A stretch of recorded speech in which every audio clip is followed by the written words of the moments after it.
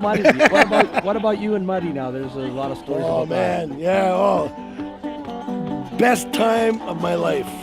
You know, I mean, I opened for Muddy in 1977 at the Centennial Concert Hall in Winnipeg.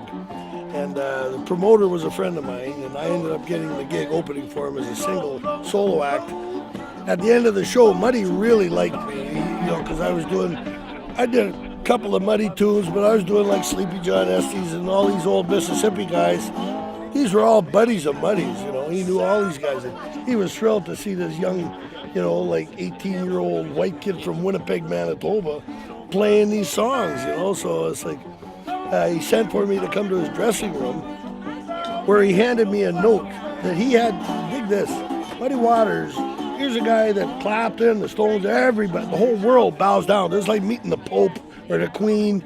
I mean, this guy is big. He's huge, and I spent the whole night telling him jokes, and he was pissing himself laughing. And it's like we connected instantly, but.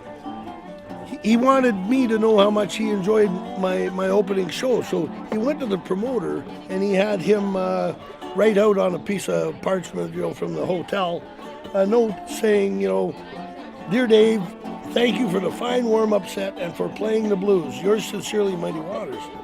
But Muddy he was not a very good writer because he only had a grade 2 education. Right.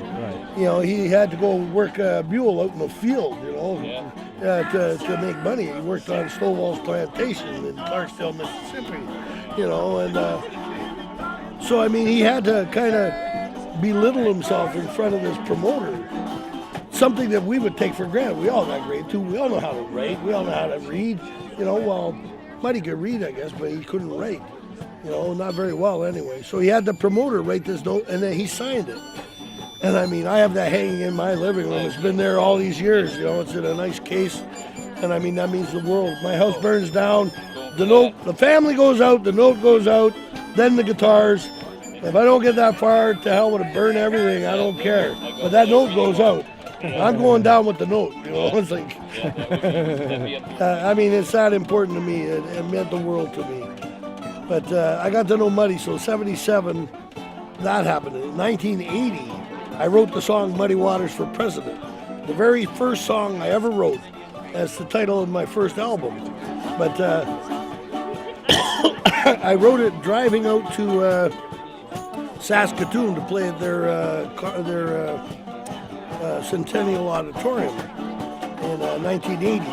And I wrote the song Muddy Waters for President in the car going out to Saskatoon. When I got there, you know, I'm opening for Muddy. I didn't even have it down on paper yet, you know, it was all in my head. I had 9 hours to drive from Winnipeg to Saskatoon. So I'm singing this song I made up. It's 12 minutes long, and it's a slow blues. And but I wanted Muddy to know how I felt about him. I pulled it out. I don't know where I got the nuts to pull it out at this concert. But I pulled it out. But talk about a win-win situation. I'm at a Muddy Waters concert. Every time I mentioned his name in the song, people just light up, Muddy. Good time to say something good about him. Anyway, so I sing this song, and Muddy's in his dressing room listening to me over the house system.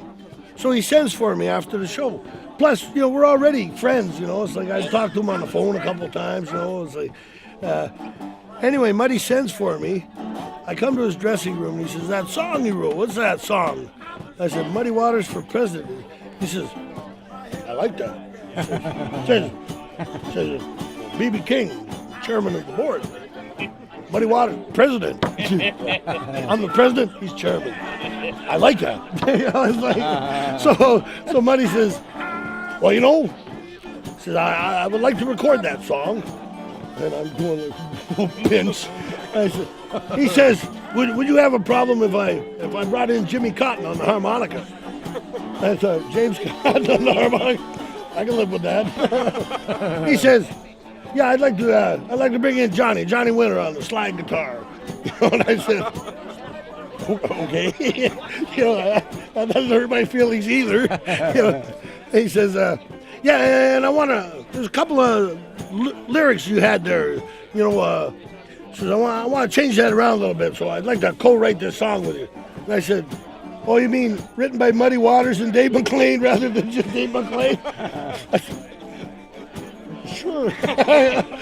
Meanwhile, in my head, I'm screaming, doing backflips, you know, but I'm keeping my poker face. That'd be fine, Muddy, you know. I like that idea. Anyway, so Muddy says, well, Dave, I'm playing in Winnipeg in 3 days. He says, I'm staying at the City Center Hotel. He says, you meet me in the restaurant there at 11 o'clock in the morning if you can come to Winnipeg, and we'll work on that song. I said, Muddy, I live in Winnipeg. I said, I will climb home on broken glass, you know, to be there in 3 days to play that song for you. He said, well, bring your guitar. So I did. One of the most impressive things was this little kid who worked for the concert hall, and he comes in his little red vest, and he comes over, he wants to, yeah, I mean, he's checking to make sure all the liquor and everything is up to stock, you know, he works for the concert hall. Muddy sees him, you know, and he gets up and he goes over to this kid. He says, hey, how you doing there, buddy? And kid's, oh, I'm fine, sir. You know, it's like, you know, the kid's like, I don't know, 16 or something, you know. And Muddy says, you want a drink? Would you like a beer? The kid, oh, no, sir. He says, I'm working. Muddy says, no, look, it's okay. If you want a drink, I think I can clear it. He says, do you know who I am? The kid says, you're playing here tonight? You know? And he says, that's right. He says, I'm Muddy Waters. He says, if I say you can have a drink, I'm sure they're going to agree with me if I want them to, you know. And he goes, oh, no, that's fine. He said, well, would you like some of this food? You know, do you want something to eat? And while he's saying this, one of these big record executive guys with the gold bling and everything, you know, goes, Muddy, over here. And Muddy turns and says, I'll be with you in a minute.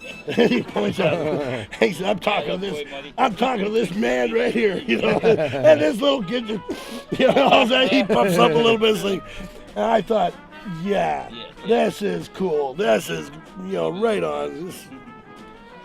Yeah. But Muddy was the coolest guy. And like I say, you know, I mean, he took time to make sure this little kid. But he never did record the song, though, eh?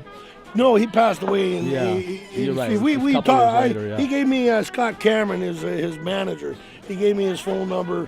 Said, you know, call me up anytime. And he gave me his home phone number. He gave me Muddy's. Muddy gave me his phone number. Right. And I phoned him up. I had a bit of skin cancer in my ear once, and I had an operation. And I was really bummed out about it. Muddy had just gone through a horrible car accident. Okay, I remember when that happened. Yeah, and he was bummed out. So we talked about medical problems for like an hour and a half on the phone. Didn't mention music once, you know. And the cool thing about Muddy is like, it was like, you know, talking to your neighbor over the back fence. He was so easy to talk to. Yet he was like this big monster of a guy. He was huge. You know, anytime he opened his mouth, everybody in the room was watching Muddy. You know, it's like he's calling the shots every time.